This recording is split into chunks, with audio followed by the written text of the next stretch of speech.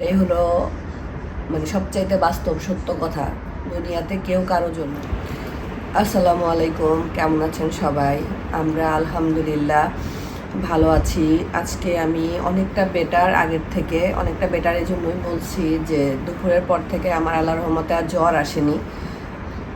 নিয়ত করেছিলাম আজকে যদি দুপুরের পরে আমার আবার জ্বর আসে তাহলে আবার ডাক্তারের কাছে যাবো। আমি তো ডাক্তার দেখাই ওষুধ খাচ্ছি, তো দুপুরের পর থেকে জ্বর আসলে আবার যাবো আর কি ডাক্তারের কাছে। আসেনি দুপুরের পর থেকে। সকালে যখন উঠেছিলাম রোশান্তাকে স্কুলে পাঠানোর জন্য, তো ওই সময়টা তো ভালো জ্বর ছিল গায়ে। পরে তোষানের বাবা বাহির থেকে নাস্তা নিয়ে আসছিল, নাস্তা করে ওষুধ খেয়ে একটা ঘুম দিয়েছিলাম। ঘুম থেকে যখন উঠেছি আর কি, তখন দেখলাম যে পুরো শরীর ঘামতেছে, মানে জ্বর ছেড়ে গেছে। তো আজকে বাসায় রান্না করছি, মানে একদমই সিম্পল রান্না করছি, শর্টকাট রান্না। কারণ 2-3 দিন বাহির থেকে কিনে খেতে খেতে মানে আমারও আর বাহিরের খাবারের প্রতি টেস্ট, আমি তো খাবারের টেস্ট এমনিই পাচ্ছি না, তার মধ্যে বাহিরের খাবার আসলে ওই মানে চিকেন ফ্রাইড রাইস, নাসি গোরেং ছাড়া এখানে কোনো অন্য খাবার তো আর আমরা খেতে পারি না। বাচ্চারাও বাহিরের কত খাবে, এই কারণে আজকে আমি রান্না করছি। আমার কষ্ট হয়েছে, আমার এত দুর্বল লাগতেছিল, মানে শরীর কাঁপতেছিল। তারপরে তোষানের বাবাকে বলছিলাম যে এটা 100+ নিয়ে আসতে। মালয়েশিয়ার একটা ড্রিঙ্কস আছে যেটাকে 100+ বলে। এই ড্রিঙ্কসটা ডাক্তাররাও সাজেস্ট করে, এটা একদম ইনস্ট্যান্ট এনার্জি দেয় আর কি আপনাকে। তো ওইটা আমার নর্মালি খুব একটা ভালো লাগে না। আমাকে একদিন রাশেদা ভাবিও বলতেছিল, ভাবি আপনি 100+টা খান, এটা স্যালাইনের মতো কাজ করে আর কি এক কথায়। তো আজকে ওইটা নিয়ে আসতে বলছিলাম, ওইটা খাইছি, আর একটু একটু করে এনার্জি গেন হয়েছে। রান্না করছি, আলহামদুলিল্লাহ খাইলাম, খাইতে পারছি মোটামুটি। দুপুরবেলা যতটুকু হোক খাইতে পারছি। তো কি বাবা,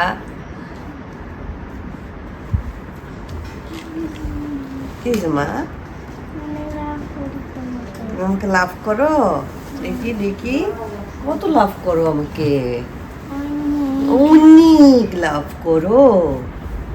তারপরে হলো বিকালবেলা আর ঘুম টুম আসে নাই। বিকালবেলা তাবিবের সাথে একটু সময় দিলাম, একটু টিভি দেখলাম।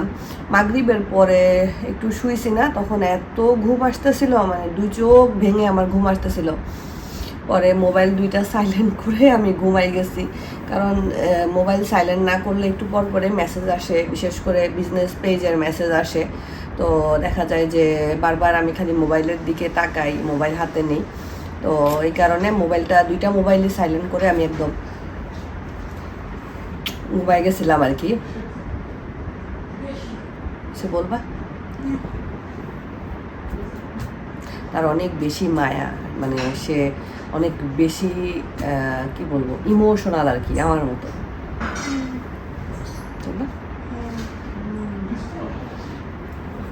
তো ঠিক আছে, যাও তাইলে আম্মু কথা বলি।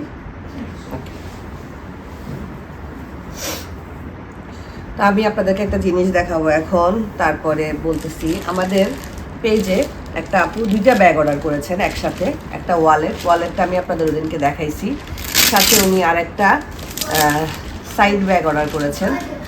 সত্যি বলতে ব্যাগটা যে এত সুন্দর, আমার নিজেরই মনে হচ্ছে আমি নিজে একটা এই ব্যাগ কিনে ফেলি। এগুলো আসলে মাস্টার কপিও না, ফার্স্ট কপিও না, বাট এত সুন্দর, এত সুন্দর।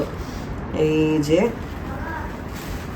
ব্যাগটা, মানে কোয়ালিটিটা মানে অসাধারণ একটা কোয়ালিটি। আমি আপনাদেরকে, আমি জানি না কতটুকু আমি আপনাদেরকে বুঝাইতে পারতেছি। এই যে এখানে যে ট্যাগটা, মানে অরিজিনালগুলোতে যেরকম ট্যাগের মতো করে থাকে এরকম ট্যাগও দেওয়া। এটা হলো ব্র্যান্ডটার নামটা আমি আসলে এভাবে পড়তে পারতেছি না। তো খুবই সুন্দর, এরকম একটা ইয়ে দেওয়া আছে, এরকম এভাবেও নেওয়া যাবে। আর এরকম একটা স্লিং দেওয়া আছে যেটাতে আপনি ক্রস বডি হিসাবেও নিতে পারবেন। এই যে ক্রস বডি হিসাবেও নেওয়া যাবে। ভিতরে একটা কম্পার্টমেন্ট আছে, আর এই যে এগুলা তো আছেই সাথে টুকটাক।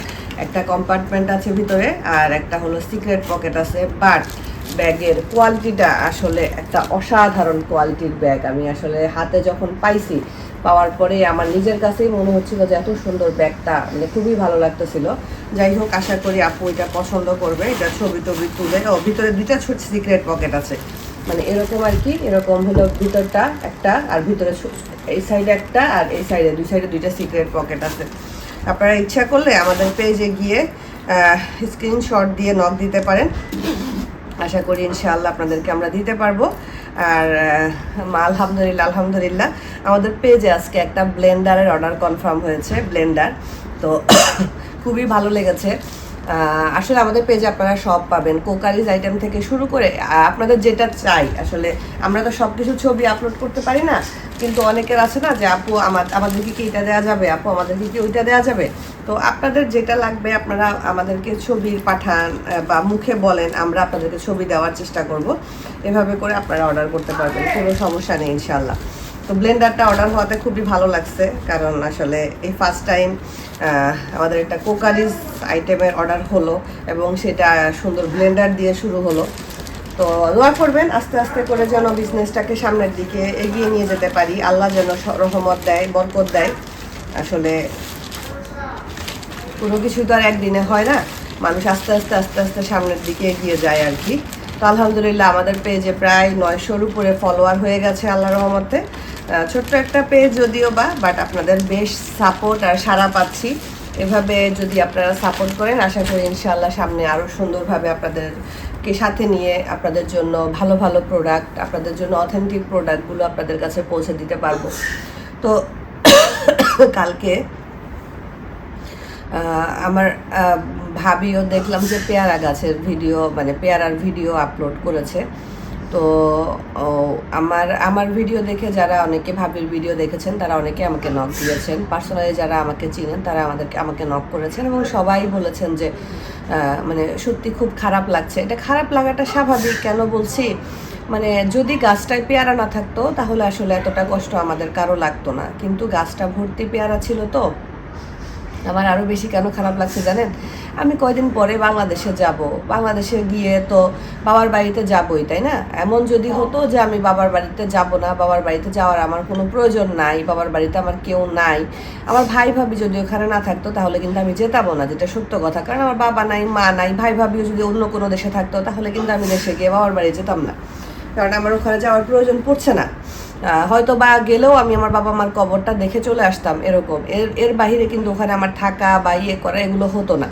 গেলেও কি আমি হয়তো গেলে যেতাম আমার বাবা মার কবর দেখার জন্য, এর বাহিরে আর কিছু না। কিন্তু এখন যেহেতু যাবো, ভাইয়া ভাবি আছে, আমার ভাইয়ের ফ্যামিলি আছে, ওখানে গিয়ে আমার থাকা হয়, যে কয়দিনই হোক আমি থাকবো ইনশাআল্লাহ। আমার বাচ্চাগুলো যাবে গিয়ে, ওরা তো আসলে এগুলো কখনো ওইভাবে দেখে নাই, গাছ থেকে পেরে বা কিভাবে কি বা নানির বাড়িতে কোনটা কি আছে না আছে।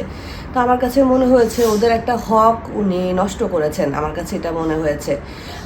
তারপরে মানে আমি তো সন্তান, আমি তো আমার মায়ের সন্তান, আমি তো জানি যে আমার মা প্রত্যেকটা জিনিস কি পরিমাণ যত্ন সহকারে, কি পরিমাণ ভালোবাসা দিয়ে আমার মা প্রত্যেকটা জিনিস তার সংসারে রাখতো। তার মধ্যে গাছপালা নিয়ে তারা দুজনেই অনেক বেশি সিনসিয়ার ছিল, মানে কি বলবো, আর কাউকে না দিয়ে আমার বাবা মা কখনোই কোনো কিছু খেতেন না। আমাদের একটা পুঁই শাক গাছ ছিল, এত পুঁই শাক ধরতো, তখন আমার বাবা বেঁচে ছিলেন, এত পুঁই শাক ধরতো, এত পুঁই শাক, মানে আমরা এত খেয়ে শেষ করতে পারতাম না, মানুষ এসে এসে নিয়ে যেত। এই যে পিছনে আম গাছটা আছে, এই আম গাছের আমটা চিনির মতো মিষ্টি।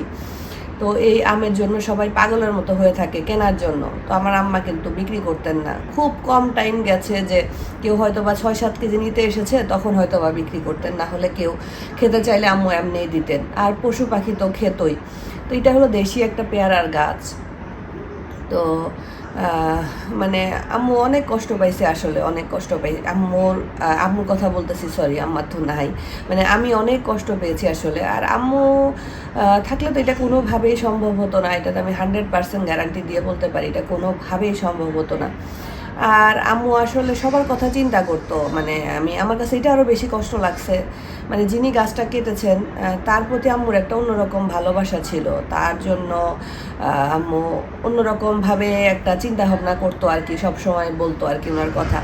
যাই হোক, এত ফ্যামিলি ম্যাটারে গভীরে আমি না যাই, কিন্তু কষ্ট লাগাটা স্বাভাবিক, তাই না? আমরা তো এখন 2 ভাই বোন, বাবা মা যা রেখে গেছেন এগুলো আগলায় রাখা, ধরে রাখা আমাদের 2 ভাই বোনের দায়িত্ব কর্তব্যের মধ্যে পড়ে।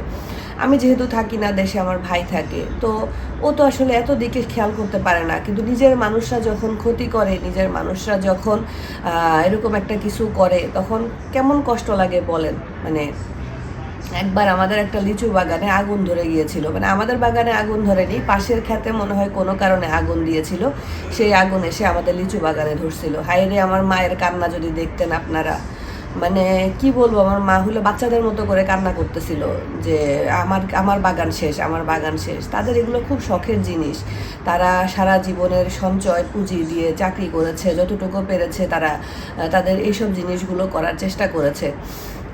আর এখন যেখানে আমাদের বাড়ি, এটা তো আমাদের দাদার বাড়ির পৈতৃক সম্পত্তি, আমার চাচারা, 5 চাচা, আমার ফুফু সবাই এখানে পেয়েছেন আলহামদুলিল্লাহ। আব্বু তো সামনের দিকে, আমাদেরটা সামনের সাইডে, আমাদের ওই সাইডে থেকে আমার সব চাচিদের শুরু হয়েছে। তো হয়তো আমাদের মানে পেয়ারার ডালটা ওনার ঘরের চালে বা ওনাদের কোনো মানে কোনো লাইনের সাথে বা কোনো কিছুর সাথে লেগেছে আর কি। তো আমার শুধু একটাই কষ্ট লাগতেছে যে উনি যদি আর কয়টা দিন অপেক্ষা করতো, পেয়ারাগুলো হয়ে একটু পাকতো, বাচ্চারা খাইতো, ওনারাও খাইতো, পশু পাখি খাইতো, আশেপাশের মানুষজন সবাই খেত, আমি গিয়ে একটু দেখতাম, আমার বাচ্চাগুলো একটু গিয়ে দেখতো, মানে এইগুলাই আর কি, এছাড়া আর কিছু না। যাক, এখন জানি না ওনার কি মনে হয়েছে, উনি কিভাবে পারলো। মানে আমরা তো একটা গাছে ফুল দেখলে ওই গাছের ডালটা ছিঁড়তেই আমাদের বুকের মধ্যে কেমন লাগে, তাই না? এই যে আমার মা যে পেয়ারা গাছটা লাগাইছে, এই পেয়ারা গাছে তো পেয়ারা আসে না, তারপরেও আমার এই গাছটা যত্ন করতে আমার খুব ভালো লাগে। যদিও আমার মা, তাই না, আমার মার সাথে তো আসলে আমি যেরকম করব এরকমটা তো আর কেউ করবে না। তো এটাই আর কি, মানে আমি তো আর 1 মাস পরে ইনশাল্লাহ দেশে যাচ্ছি, 1 মাসের মধ্যে পেয়ারাগুলো বড় হতো, পাকতো, আমি গিয়ে কিনে খেতে পারবো। আর পেয়ারা কি আমি এখানে খাই না? আমি আজকে বিকালেও মুখে টেস্ট পাচ্ছিলাম না, ফ্রিজে পেয়ারা ছিল, একটু লবণ মরিচ দিয়ে মাখাই একটু খাওয়ার চেষ্টা করলাম। তো খাই তো অবশ্যই, কিন্তু ওই যে মায়ের হাতের লাগানো একটা গাছের একটা অন্যরকম ভালোবাসা থাকে না, এটাই আর কি। তো ভাইয়াও আজকে অনেক মন খারাপ করতেছিল, মানে আমাকে ফোন দিয়ে ভাইয়া কাটার পরে আর সামনে গিয়ে দেখে নাই, তো আজকে বাড়িতে ছিল শুক্রবার, তো পিছন দিকে গেছে, গিয়ে দেখছে অবস্থা, তো আমাকে ফোন দিয়ে বলতেছে, মন খারাপ করতেছে আর কি, বলতেছে আমার তো এখন মানে খুবই খারাপ লাগতেছে, আমি যদি এখন এটা নিয়ে কথা বলতে যাই অনেক কিছু হয়ে যাবে। আমি বললাম থাক ভাইয়া, বাদ দে, দরকার নাই, আর কিছু বলার দরকার নাই, এটাই বললাম আর কি। কিছু বলার নাই আসলে, কাকে বলবো, সবই আমার কাছের মানুষজন, কাউকে কিছুই বলার নাই। আমরা আসলে আগে বুঝতাম না, মানুষ বলে না যে জায়গার সম্পত্তি নিয়ে রেশারেশি, ওরটা কেড়ে নেয়, ওরটা কেড়ে নেয়, বা এর গাছের ডাল ওর বাড়ির সামনে গেলে এটা নিয়ে এসে ঝামেলা হয়, এগুলো আমরা আসলে আগে বুঝিও নাই, যা শুধু নাটক সিনেমায় দেখেছি, ফেসবুকে দেখেছি, মানুষের মুখে শুনেছি, কিন্তু এগুলো যে আসলেই হয় ওইটার প্রমাণটা পেলাম আসলে আমাদের সাথে এই ঘটনাটা ঘটার পর থেকে। কি আর বলবো, আসলে কিছু বলার নাই। সবাই দোয়া করবেন, আমাদের জন্য দোয়া করবেন, আমাদের 2 ভাই বোনের জন্য সবাই দোয়া করবেন। আসলে আমরা মানুষের সাথে ওইসব ঝগড়াঝাঁটি বা মানুষের সাথে চিল্লাপাল্লা, এই জিনিসগুলো আসলে আমাদের দ্বারা হয় না, আমরা করতেও পারি না। আমরা চেষ্টা করি সবাই ভালো থাক, শান্তিতে থাক, এটাই চাই আর কি। এখন ধরেন আপনি চেষ্টা করতেছেন যে আপনি চুপ থাকবেন, কিন্তু দিন দিন যদি এটা মানে মারাত্মক আকার ধারণ করে, তখন আসলে আপনার পক্ষে, আপনি তো মানুষ, তাই না, আপনাকে যখন ঠেলতে আপনার পিঠটা যখন দেওয়ালে ঠেকে যাবে, তখন কিন্তু আপনি আর মানে চুপ থাকতে পারবেন না, তখন আপনাকে হয় মানে চোখ বন্ধ করে ফেলতে হবে, না হলে সামনের দিকে এগিয়ে তাকে বাধা দিতে হবে। আশা করি ইনশাআল্লাহ সামনে আর এরকম কোনো কিছু হবে না, আল্লাহ যেন এরকম কোনো কিছু সম্মুখীন আর না করে, এটাই হলো কথা। তো এই আর কি বলবো, কত শরীরটা মানে মানে এরকম শরীর খারাপ আমার আসলে লাস্ট কবে হয়েছে আমি বলতে পারবো না। আমার ঠান্ডা লাগে, গলা ব্যথা হয়, ডাক্তারের কাছে যাই, মেডিসিন দেয়, 2-1 দিন খাই, আলহামদুলিল্লাহ আমি সুস্থ হয়ে যাই। আজকে আমার রাশেদা ভাবির সাথে বের হওয়ার কথা ছিল, কালকে আমার তো শান্তাবিবের স্কুলে সকাল থেকে একটা প্রোগ্রাম আছে, আমি জানি না আমি যেতে পারবো কিনা। আজকে ভাবির খুব ইম্পর্ট্যান্ট একটা কাজ ছিল, ভাবির সাথে বের হওয়ার কথা ছিল আমার, যে ভাবি আর আমি যাব। তো ভাবি তো জানে যে আমি অসুস্থ, ভাবিও আর আমাকে এটা নিয়ে কিছু বলে নাই, তো যাই হোক যাওয়া হইলো না।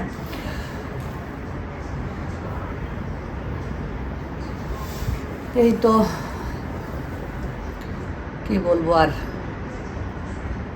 আপনারা সবাই দোয়া করবেন। আসলে মেয়েদের জন্য তো বাবার বাড়ির ইমোশনটা একটু অন্যরকম হয় না, আমরা সবাই জানি আমাদের কাছে বাবার বাড়ি মানে একটু অন্যরকম মেয়েদের কাছে। তো বাবা মা না থাকলে সেটা আলাদা কথা, কিন্তু আমার তো আসলে বাবা মা না থাকলেও যেহেতু আমার ভাই আছেন, বাড়িটা তো আছে।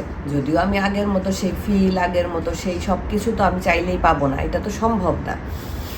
তো ওইটাই বলতেছিলাম, যদি না থাকতো তাহলে হয়তো বা আমি আর বাবার বাড়িতে যেতামই না, মানে আমার বাবার বাড়িতে যাওয়ার প্রয়োজনটাই হতো না। কারণ আমি কার জন্য যেতাম? ধরেন অনেকের আছে না যে ভাই বোন সবাই দেশের বাইরে থাকে, খালি বাড়িটা আছে। আমার ফ্রেন্ডের মধ্যে এরকম অনেকের আছে যে মা বাবা কেউ নেই, বাড়ি আছে কিন্তু বাড়িতে থাকার মতো কোনো ভাই বোন নেই, এক একজন এক এক দেশে আছে। আমরা তো 2 ভাই বোন, আমরা তো থাকতেই পারতাম। তো এইটাই আসলে। কিন্তু বাবা মার কবরটা যেহেতু এখানে আছে, কবরের কাছে গিয়ে যখন দাঁড়াই না, আমি যাদের বাবা মা মারা গেছে তারা হয়তো এই জিনিসটা বুঝতে পারবে। মার তো আসলে ওইখানে আর কোনো অস্তিত্বই নাই, বাবার তো নাই, মারও তো আসলে আর কোনো অস্তিত্ব নাই। কারণ এখন হাড্ডি টাড্ডি ছাড়া তো আসলে আর কিছুই নাই ওইখানে। তারপরেও ওই কবরটার পাশে গিয়ে আম্মুর ওই জায়গাটা গিয়ে যখন আমি দাঁড়াই, যেহেতু একদম দেওয়ালের সাথে আমরা দাঁড়াইয়ে দেখতে পারি, তখন আমার কাছে মনে হয় যে এখানেই আমার মা আছে, আমার মা এখানেই শুয়ে আছে।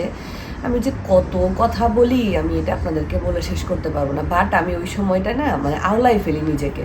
আমি কি দোয়া করব, আমি কি মার সাথে কথা বলবো, আমি দোয়া করলে কি দোয়া করব, মানে আমার মাথাটা তখন আওলায় যায়। আমি কোনটা ছেড়ে কোনটা করব এই জিনিসটা আমি তখন ঠিক করতে পারি না।